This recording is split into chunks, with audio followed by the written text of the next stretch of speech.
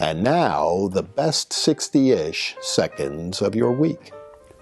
And lots to talk about this week. And before we get to all the things that we have to discuss, as we have just passed the quarter day, meaning the halfway point between the winter solstice and the vernal equinox, meaning the start of winter and the start of spring. We're halfway home. The days are getting brighter and lighter, and pitchers and catchers are going to report this week. Robins are appearing. Groundhog Day says we're going to have an early spring. It's all good. But before we go further, something I rarely do, but on this momentous time of year, I will ask for one favor from all of you, and that is that you like, share, and subscribe the best 60-ish seconds of your week. It really helps us with those algorithms.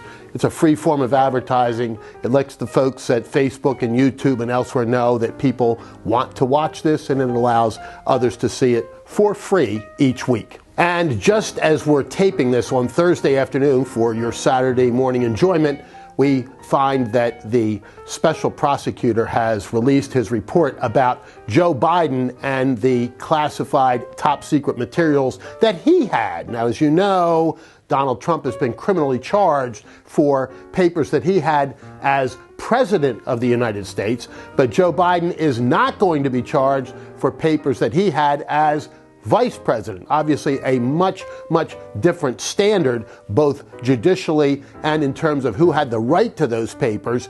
But what's so fascinating with that report is that in many, many ways, it's more damning than if they had criminally charged Joe Biden, which they can't while he's sitting in the White House, et cetera, et cetera. But the point is, they said, in effect, that he is so mentally compromised that he can't form the mens rea, the requisite mental state, to commit the crime. I mean, it is devastating in terms of what they said about him not being able to remember when he was vice president, when his son died, other momentous occasions. I mean, the old "I don't recall" defense is well known to a lot of people, but when you don't recall those milestone events, you've got to ask, what is President Biden's mental condition? And I'm afraid that too many of us have already formed a proper judgment about that. We know what he's not capable of doing, and now he's going to ask the American people for 4 more years of a seriously compromised mental state and mental condition, and God only knows what he's going to walk away with next. The point is that once again, we've been warned. The American people know what's going wrong with Joe Biden and his complete inability to function mentally, and the implications that that has for our economy, our national security, and the future of every American. We've all been warned. So now it's up to us. And, of course, there's additional political news this week because Nikki Haley suffers an embarrassing defeat in Nevada. Now, she didn't really compete there, and it wasn't really a primary, et cetera, et cetera. But when you finish below, significantly below, none of the above, your campaign's in real trouble. A Pennsylvanian some years ago, Milton J. Schaap, ran for president on the Democrat ticket. He finished below none of the above, and that pretty much was the end of his campaign. In fact, it was the end of his campaign. She appears as though she's going to slog through to South Carolina, her home state, which holds its primary on the last Saturday of the month.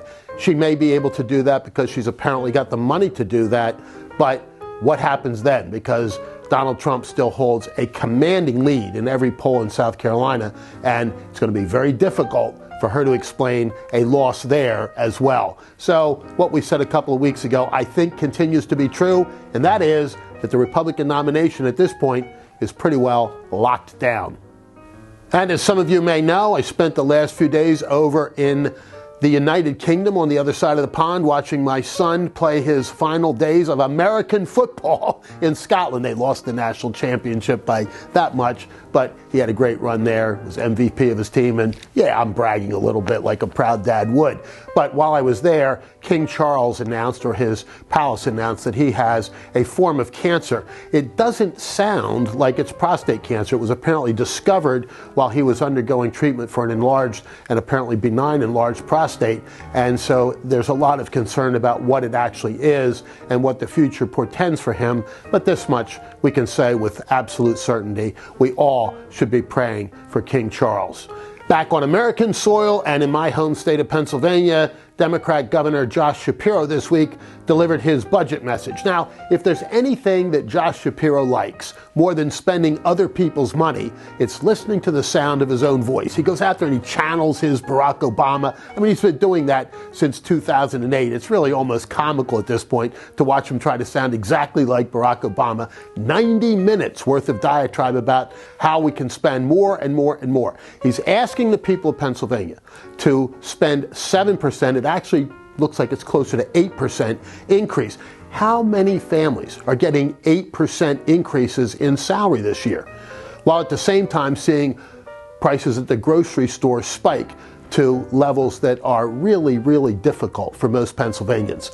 And so, once again, you see a poll-tested speech with every single aspect of that speech poll-tested, and insertions onto the teleprompter of when to look left and look right and pause for applause, et cetera, et cetera. You get a theatrical production rather than anything that's really policy-driven. There'll be a long time before June 30th and the budget deadline here in Pennsylvania, which is rarely met, by the way, but there needs to be a lot of work done because Josh Shapiro simply wants to spend more than the people of Pennsylvania can afford. And he says, well, let's dip into the rainy day fund. The problem with that kind of spending is it's a one-time spend, but with an absolute expectation for the future. You remember when Tom Corbett, quote unquote, cut education spending. Well, he didn't really cut education spending. He simply wasn't able to renew phony money that had come from the federal government one time, and everybody knew it was only going to be there one time. But the Democrats, how did he cut spending? Well, if you spend that rainy day fund once, the following budget year, people are going to be saying, oh, we need to have that again. And the Senate Republicans in particular this time around have warned that there's a giant deficit coming down the road for Pennsylvania if we continue with the profligate spending suggested by Josh Shapiro. And while I mentioned that pitchers and catchers are getting ready to report in Florida and in Arizona, I, of course, have to mention that this is Super Bowl weekend, tomorrow, Super Sunday, and a great matchup for football fans. Sadly, my team won't be playing, but the coach or former coach of my favorite team will be there on the sidelines for the Kansas City Chiefs. Andy Reid has cemented himself into the pantheon of really great NFL coaches.